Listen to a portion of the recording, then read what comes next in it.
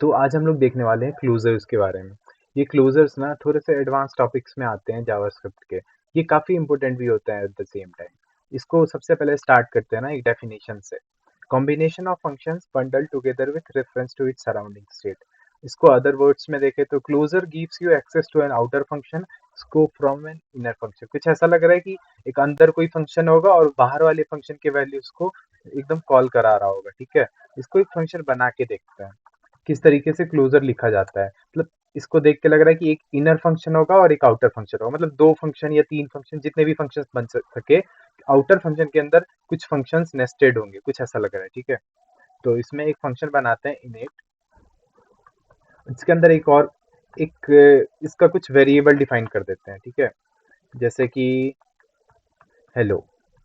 और फिर इसके अंदर लिखते हैं एक और फंक्शन। तब इनर वाला फंक्शन आउटर फंक्शन को कॉल करा पाएगा, कुछ ऐसा जैसा कि डेफिनेशन के थ्रू लग रहा है। डिस्प्ले नेम, ये एक फंक्शन बना दिए और यहाँ पे लॉग करा देंगे हम console डॉट लॉग एक अंदर वाले, ये जो नेम वेरिएबल है अपना उसको कॉल करा दिए यहाँ पर।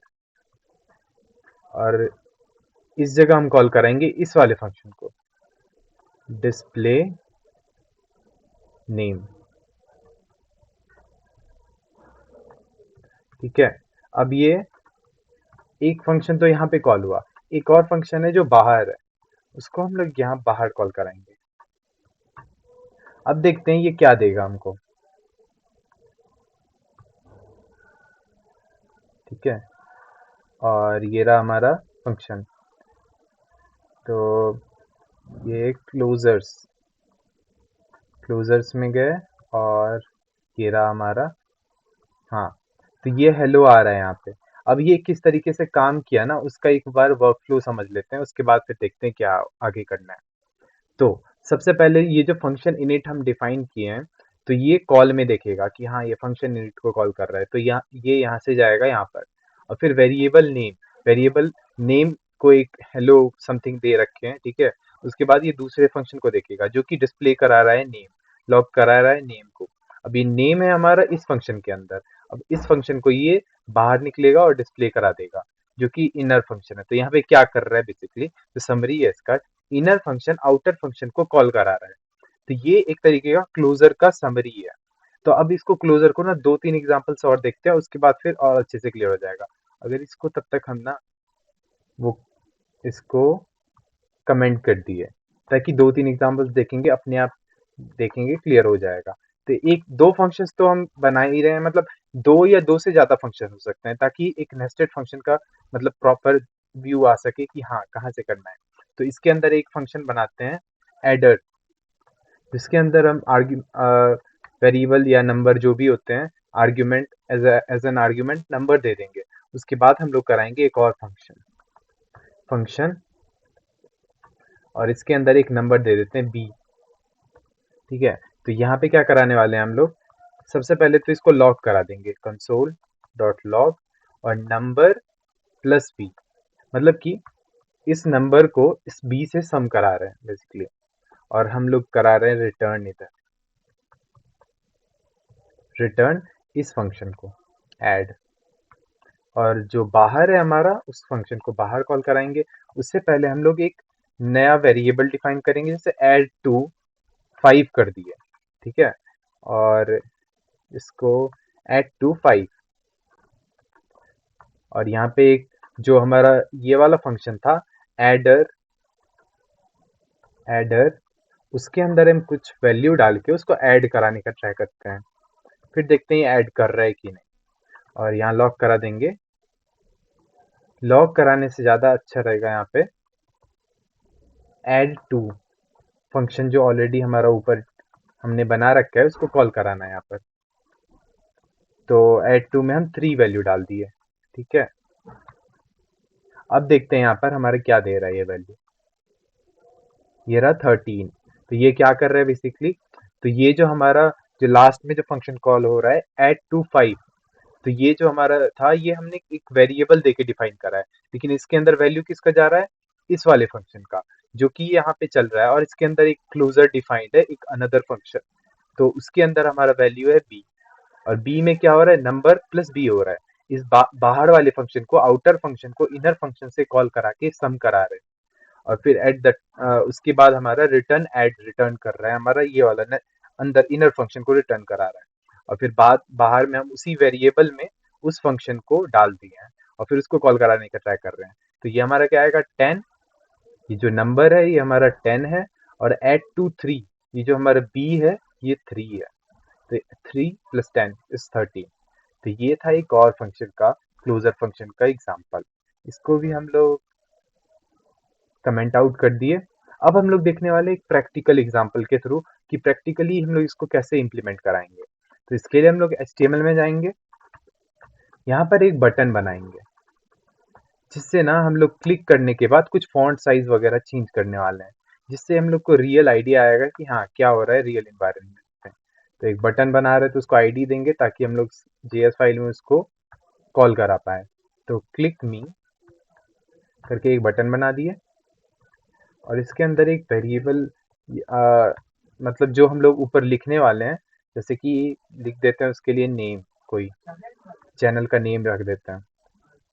इसको कुछ स्टाइल दे देते हैं, स्टाइल इक्वल टू, इसको फॉन्ट साइज देते हैं। और हम लोग करने क्या वाले हैं, इसके फॉन्ट साइज को हम लोग बाय क्लिक चेंज करने वाले हैं क्लोजर फंक्शन लगा के। तो फॉन्ट साइज यहाँ पे देते हैं 50 पिक्सल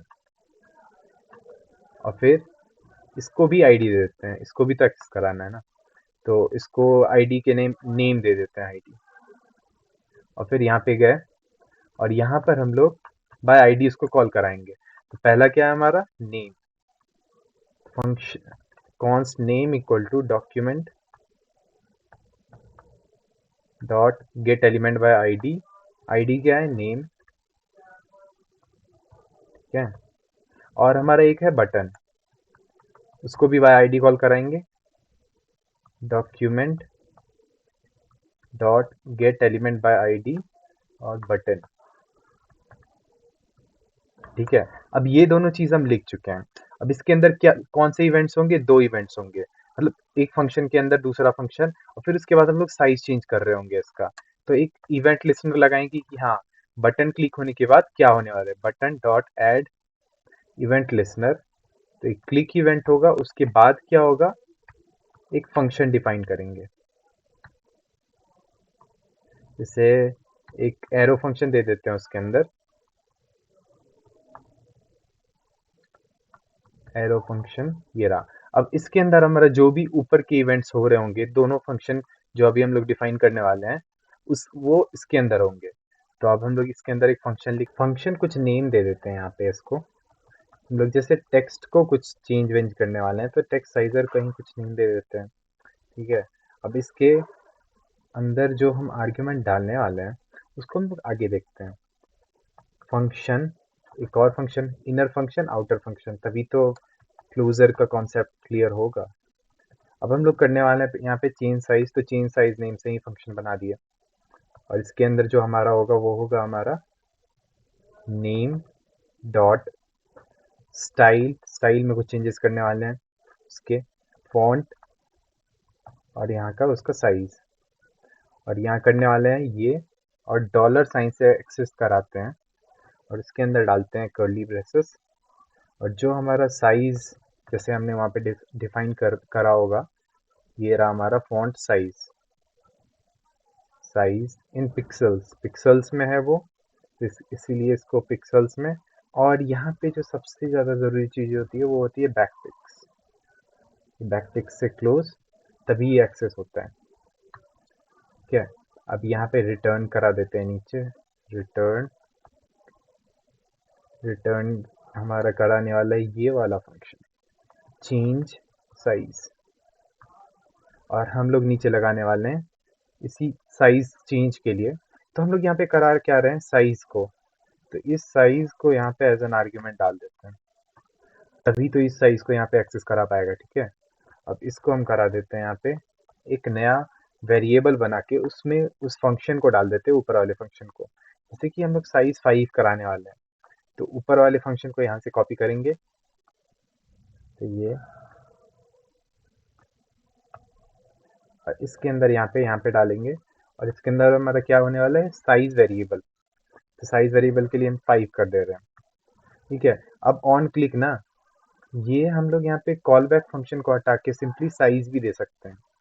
साइज जो हमारा यहाँ पे वेरिएबल है, वो वेरिएबल डायरेक्ट हम यहाँ पे डाल देंगे और फिर इसको रन करा के दिखाएंगे। तो बाय क्लिक ये छोटा हो जा रहा है, देख रहे हो। और फिर अगर हम इसको बड़ा करना चाहें तो साइज 100, बहुत ज़्यादा बड़ा हो जाएगा। और इसी वाले को जो यहाँ वेरिएबल को डिफाइन कर रहे हैं, इसको यहाँ पे एज एन आर्ग्यूमेंट, ठीक है। और बाय क्लिक ये बड़ा हो गया। तो इस तरीके से क्लोजर यूज करते हैं हम लोग। तो क्लोजर का जो प्रैक्टिकल एग्जाम्पल था वो भी यहाँ पे देख लिया ना। अब एक चीज और क्लोजर में रह जाती है, जिसको और अच्छे से क्लोजर को पूरा ही खत्म कर देगा। तो इसको सबसे पहले हम लोग करा देते हैं कमेंट आउट।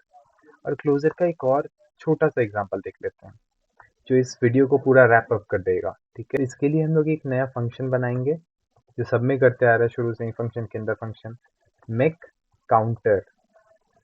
काउंटर कुछ भी एक रेंडमली फंक्शन बना लिए, और उसका काउंट हम लोग एक काउंट फिक्स कर लेते हैं, जो स्टार्टिंग में होगा वो 1 होगा।